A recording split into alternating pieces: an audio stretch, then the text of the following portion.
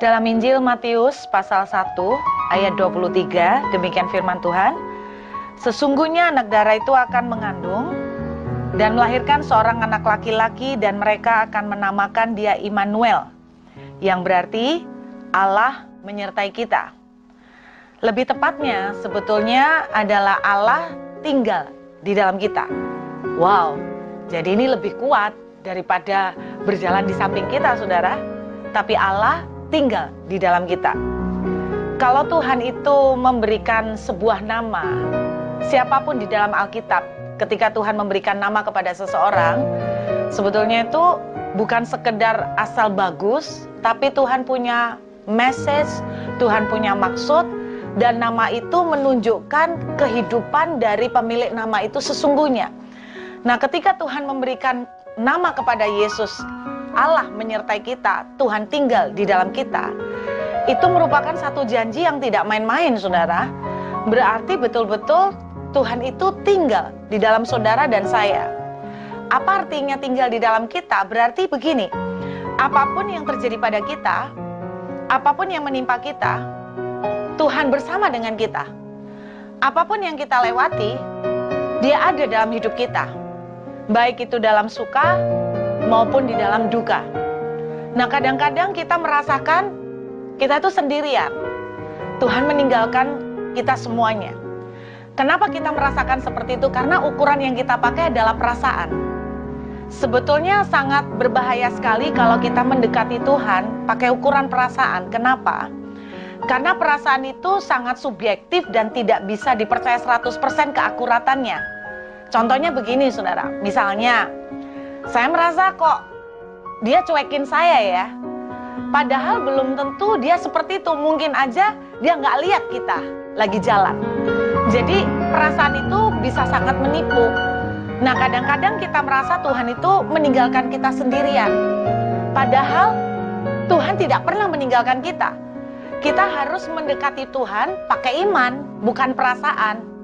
Jadi misalnya, Alkitab bilang begini kan, marilah kita datang kepada Tuhan dengan keberanian, dengan percaya bahwa Tuhan itu ada.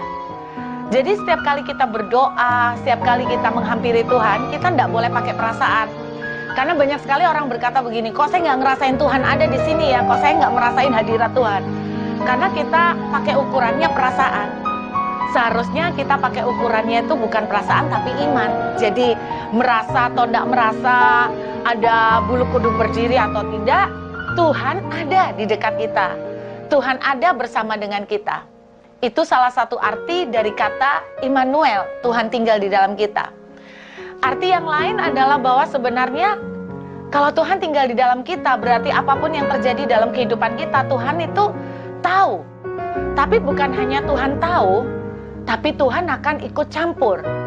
Nah, ini dijelaskan lagi di dalam Roma 8 ayat 28. Tuhan turut bekerja dalam segala perkara bagi orang-orang yang mengasihi Tuhan.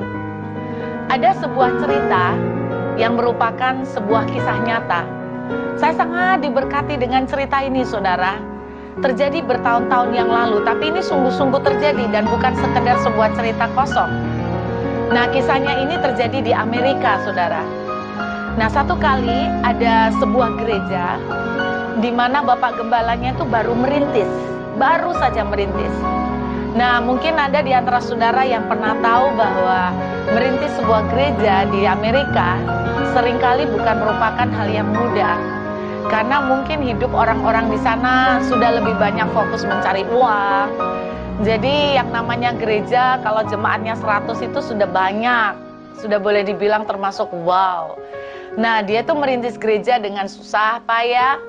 Nah, satu kali hari itu menjelang Natal, saudara. Dan seperti gereja-gereja yang lain, dia juga mengadakan perayaan Natal. Jadi perayaan Natalnya ditetapkan, dijadwalkan 24 Desember malam ya. So Christmas Eve. Nah, kemudian dia berusaha persiapkan yang terbaik. Dan karena dia belum banyak orang, ya dia involve sendiri. Dia ikut campur dalam menyiapin choir, pemain musik, semua dia pastikan supaya perayaan Natal pada tanggal 24 Desember itu berjalan dengan baik. Nah, tiba-tiba pada tanggal kira-kira 22 Desembernya, ada angin topan besar terjadi di sana, dan itu sempat menjadi badai. Nah, dia tidak berpikir macam-macam sih. Kemudian pada tanggal 23 Desember pagi, dia mengunjungi gerejanya, dia lihat bagaimana mau persiapan sebelum besoknya ada perayaan Natal. Betapa terkejutnya dia ketika dia menemukan bahwa plafon gerejanya itu separuh roboh, saudara. Waduh, dia paniknya kalang kabut, dia sampai stres. Bagaimana aku harus nutup ini plafon? Kan jelek kalau perayaan Natal dengan plafon yang terbuka dan menganga. Kalau cuman kotor bisa dibersihin, tapi plafon yang jatuh, gimana saya harus perbaikin? Saya mau perbaikin dengan gipsum dan sebagainya, udah nggak keburu. Apalagi ini sudah menjelang Natal dan banyak toko-toko udah tutup. Dan dia mulai berpikir gimana caranya. Dia sampai stres, saudara. Dia berteriak, Tuhan, kenapa Tuhan? Aku ini mau berikan yang terbaik. Aku ini mau memberikan perayaan Natal yang terbaik. Tapi kenapa Tuhan tidak tolong saya? Kok kenapa Tuhan izinkan ini terjadi?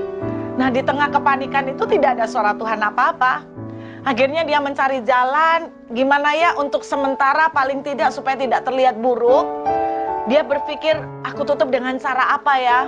Lalu dia keluar, dia jalan ke daerah pasar, saudara, ke daerah market. Dia coba cari ide dengan cara apa dia bisa tutup. Ternyata dia melewati sebuah toko barang-barang bekas loak.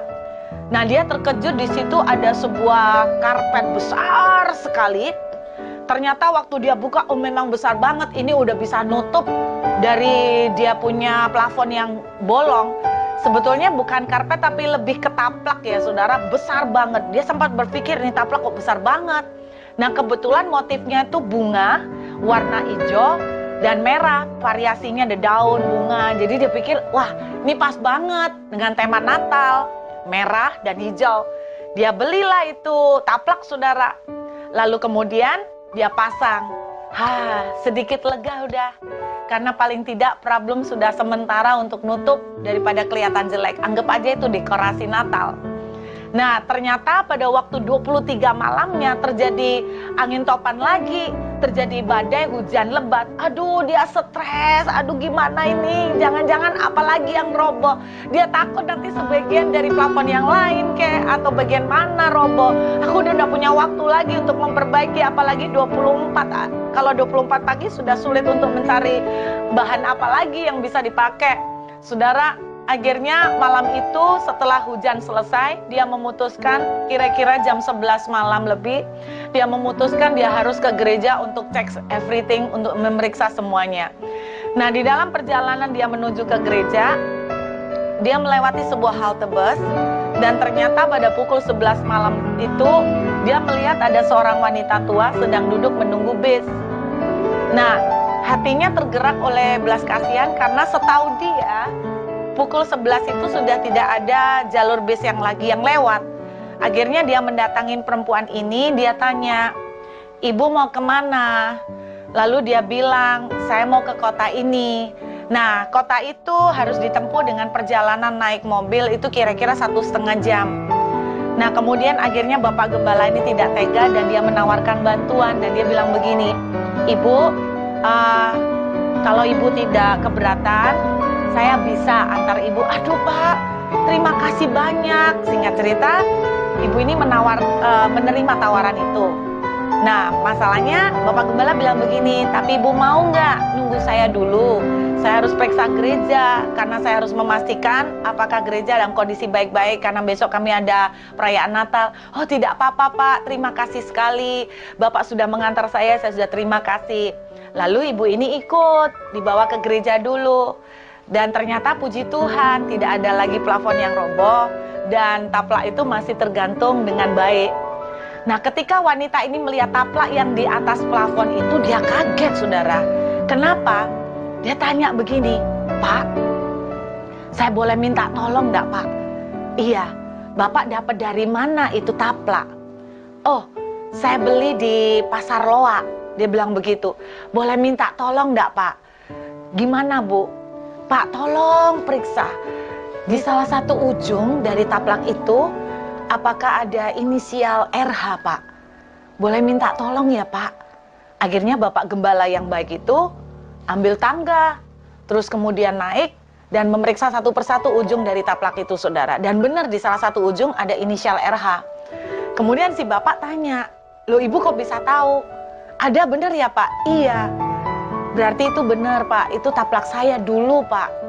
Kami dulu berasal dari Austria, kami waktu tinggal di Austria itu kami keluarga besar.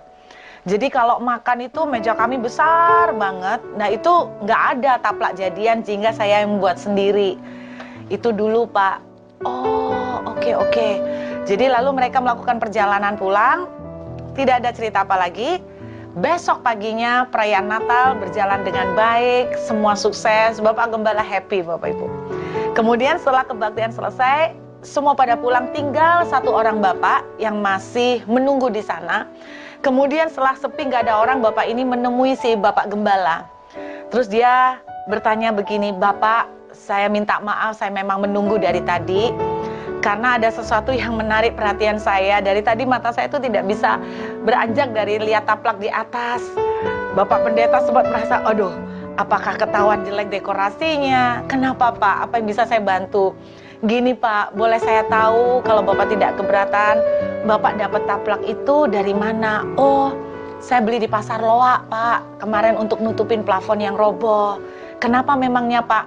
Terus dia bilang begini saudara, Pak, boleh saya tanya dan minta tolong kalau Bapak tidak keberatan untuk memeriksakan ujung-ujung dari taplak itu apa ada inisial RH di baliknya. Oh benar, kemarin saya sudah cek, memang ada inisial RH. Kenapa Pak? Gini Pak, dulu pada waktu terjadi perang dunia, saya ini diciduk untuk ikut wajib militer. Dan setelah itu saya ini terpisah dengan keluarga saya. Saya terpisah dengan istri saya. Nah taplak itu adalah buatan istri saya. Nah inisial RH itu adalah inisial nama saya Pak. Tapi kami sudah terpisah, tidak pernah ketemu lagi 35 tahun. Si Bapak Gembala terkejutnya luar biasa saudara. Lalu kemudian malam itu diantarkannya lah orang ini bertemu dengan istrinya yang sudah terpisah 35 tahun. Saudara, saya sangat diberkati dengan kisah nyata ini. Anda bayangkan, kalau plafon itu jatuh beda seminggu aja, ceritanya pasti lain. Bapak pendeta tidak mungkin akan membeli taplak untuk nutup plafon karena dia punya cukup waktu untuk membetulkan gypsum. Dan tidak akan pernah ada pertemuan suami istri yang terpisah 35 tahun. Tapi tepat waktu 23 Desember, tepat pada waktu itulah Bapak Gembala beli taplak itu saudara. Dari sini saya belajar bahwa bahkan tanggal pun, pengaturan waktu pun, saudara dan saya harus belajar percaya Tuhan ikut campur di dalamnya. Buat kita orang-orang yang mengasihi Tuhan, kita anak-anak Tuhan, percayalah apapun yang terjadi dalam hidup kita, bahkan hitungan hari saudara, Tuhan sudah atur, Tuhan terlibat di dalamnya untuk sesuatu yang baik dan lebih besar. Mungkin ada doa-doa saudara yang hari ini belum terjawab. Tapi percayalah, karena mungkin 1 minggu lagi baru terjawab dan ceritanya kan beda. Karena Tuhan itu punya timing, punya waktu itu tepat, terbaik, dan sungguh-sungguh akan mendatangkan yang maksimal buat kita semua. Karena itu jangan tawar hati saudara. Biarlah di hari-hari yang indah ini, khususnya di hari yang ajaib ini, di hari Natal ini saudara, apapun yang sedang menjadi penantian saudara, jangan putus asa. Karena Tuhan itu ngatur waktu tepat sempurna. Beda 1 hari, bisa beda cerita loh. Jadi kalau hari ini belum dapat, yakinlah, waktu yang di timing yang ditentukan Tuhan, that's the best buat kita semua.